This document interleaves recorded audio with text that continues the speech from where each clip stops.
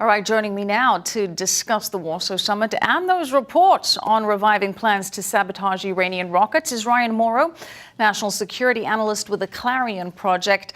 Ryan, when you look at the statistics, over the past decade, 67% of Iranian missile and satellite launches have failed, compared to just 5% in the rest of the world. Now, just recently, Iran's attempt to launch a satellite, which it claims was for its space program, also failed.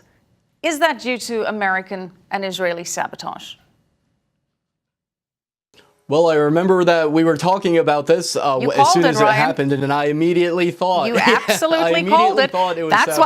That's why we having you back to discuss this very topic, because, Ryan, to your credit, you raised the red flag and you were like, I think this could be sabotage. So if it is, how is this being done?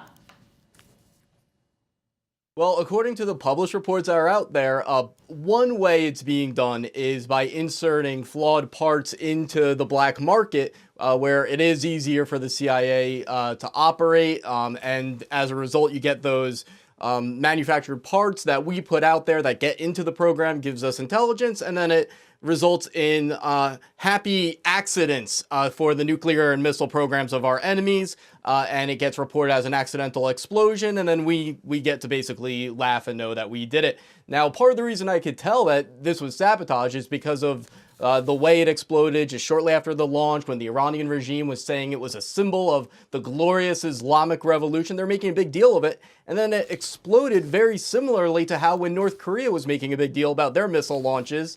And I noticed the parallel, and the result was that after it kept happening and happening, North Korea suspended their missile tests.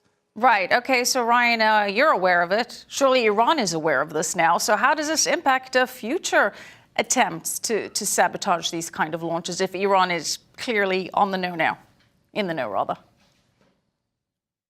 Oh, it doesn't affect them. That's what I love about it, because as long as incriminating details are not put out and published, and the New York Times, to their credit, withheld certain details of the covert plots that are going on, it's basically going to increase internal paranoia, increase distrust within the regime, and that can have an effect of paralysis.